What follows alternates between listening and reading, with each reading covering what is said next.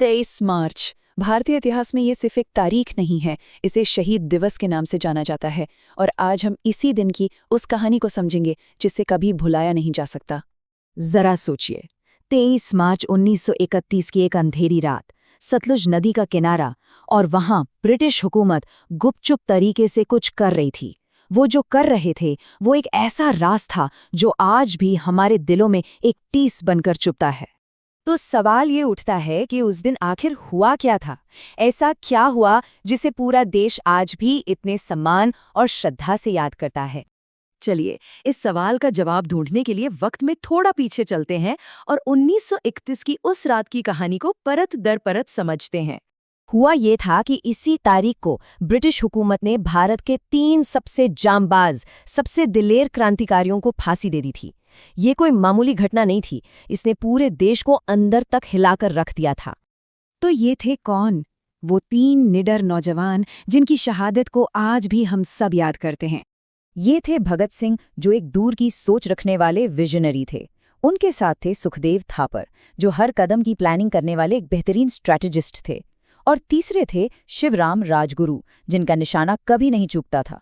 मतलब एक तिकड़ी जिसमें हर कोई अपने आप में पूरा था। और सबसे हैरान करने वाली बात, इनकी उम्र बहुत कम थी, लेकिन इनके विचार, इनके हौसले इतने बुलंद थे कि ये अपनी छोटी सी जिंदगी में ही आज़ादी की लड़ाई के हीरो, एक लेजेंड बन गए। लेकिन इन्होंने ये रास्ता चुना क्यों? आखिर इनके कामों के पीछे की वजह क्या थी और उस वक्त का माहौल कैसा था? देखिए, ये सब कुछ हो रहा था भारतीय स्वतंत्रता संग्राम के दौरान। ये एक देशव्यापी आंदोलन था जिसका बस एक ही मकसद था, भारत को ब्रिटिश राज की गुलामी से आज़ाद कराना। तो उनका सफ़र शुरू हुआ एक सपने से, एक आज़ाद भारत का सपना। इसी सपने को सच करने के लिए उन्होंने ब्रिटिश हुकूमत के खिलाफ आवाज़ उठाई, विरोध किया। फिर उनकी गिरफ्तारी हुई, उन पर मुकदमा चला और आखिर में उन्हें अपने देशप्रेम की सज़ा मिली, सज़ाए मौत। और यहीं पर कहानी उस मोड़ पर आती है जिसे हम उनके सर्वोच्च बलिदान के तौर पर जानते हैं। एक ऐसा बलिदान जिसे इतिहास कभी नहीं भुला सकता। सिर्फ 23 साल। जब भगत सिंह शहीद हुए तो उनकी उम्र बस 23 साल थी। सोचकर देखिए, इतनी कम उम्र में देश के लिए अपनी जान दे देना, ये कोई मामूली बात नहीं थी। और फांसी के फंदे को चूमते वक्त भी उनके लबों पर एक ही नारा था, इंकलाब जिंदाबाद। इसका मतलब है क्रांति अमर रहे। ये सिर्फ कुछ शब्द नहीं थे, ये उनके पूरे संघर्ष की आत्मा थी, आजादी की वो पुकार जो आज भी गूंजती है।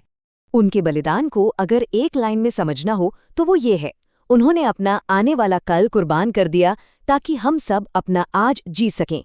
उनका त्याग ये पक्का करने के लिए था कि आने वाली पीढ़ियां एक आज़ाद देश में सांस ले सकें।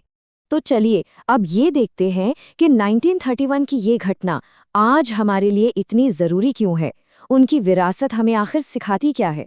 इसी सर्वोच्च बलिदान को सम्मान देने के लिए, इसे हमेशा याद रखने के लिए हर साल 23 मार्च को शहीद दिवस मनाया जाता है।